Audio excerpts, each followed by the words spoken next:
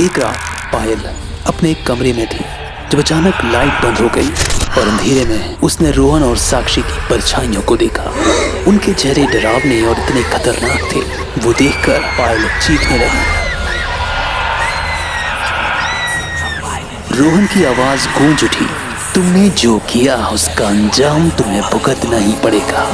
अब तुम हमसे नहीं बच सकते। उस रात के बाद पायल की जिंदगी पूरी तरह से बदल गई। उसे हर वक्त उन दोनों आत्माओं की आहट अपने आसपास ही होती दिखाई देती। उसका दिमाग धीरे धीरे पागलपन की तरफ बढ़ने लगा।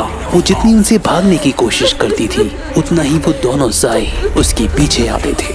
पायल के पास सिर्फ डर और पछतावा ही रह गया था, एक ऐसा डर जो कभी खत्म नहीं होने वाला था। अनामिका ने अपने नए घर में एक हाउस पार्टी रखी थी। उसका घर सुनसान इलाके में एक पहाड़ी के पास बना हुआ था, जो और भी डरावना लगता था।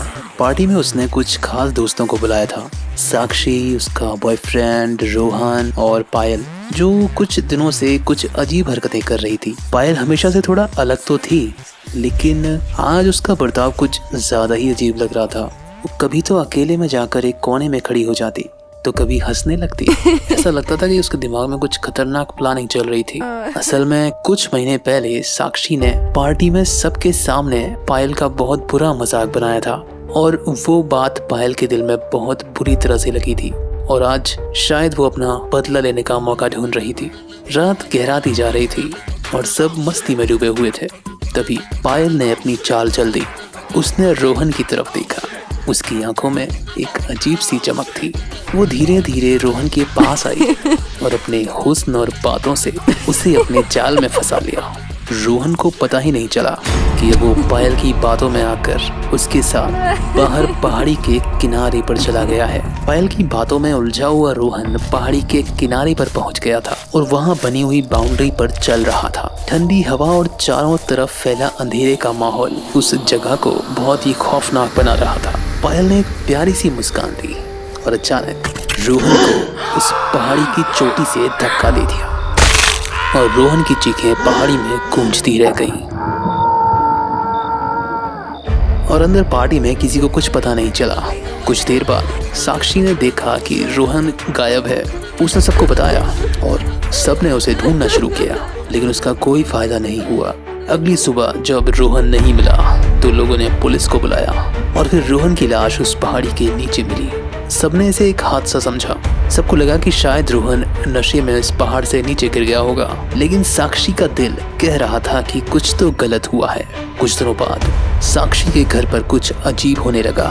उसने ऐसा महसूस किया कि कोई उसके पास है। कभी किसी की आहट सुनाई देती तो कभी ठंडी हवा का एक झोंका लगता। फिर एक रात साक्षी को रोहन का चेहरा साफ दिखाई दिया और वो एक आत्मा बन चुका था।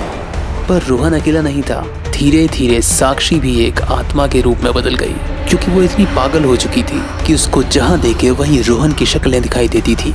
और कहते हैं ना, जब आत्मा यहाँ पर हमला करती हैं तो वो भी आपको अपनी दुनिया में ले जाती हैं। और साक्षी धीरे धीरे एक आत्मा बन गई। अब रोहन के साथ साथ साक्षी की आत्मा भी उस घर में रहती थी। दूसरी तरफ पायल को चैन नहीं मिल रहा था। उसे हर जगह रोहन और साक्षी की आत्मा दिखाई देने लगी। कभी उसे लगता कि कोई उसका पीछा कर रहा है, तो कभी उसे अचानक ठंड सी लगती और हर जगह उसे वही भयानक चेहरा दिखाई देता, जिसकी आंखों में गुस्सा और बदला था। एक रात पायल अपने एक कमरे में थी जब अचानक लाइट बंद हो गई और अंधेरे में उसने रोहन और साक्षी की परछाइयों को देखा। उनके चेहरे डरावने और इतने खतरनाक थे, वो देखकर पायल चीखने लगी। रोहन की आवाज गूंज उठी, तुमने जो किया उसका अंजाम तुम्हें भुगतना ही पड़ेगा। अब तुम हमसे नहीं बच सकते। उस रात के बाद पायल की जिंदगी पूरी तरह से बदल गई। उसे हर वक्त उन दोनों आत्माओं की आहट अपने आसपास ही होती दिखाई देती।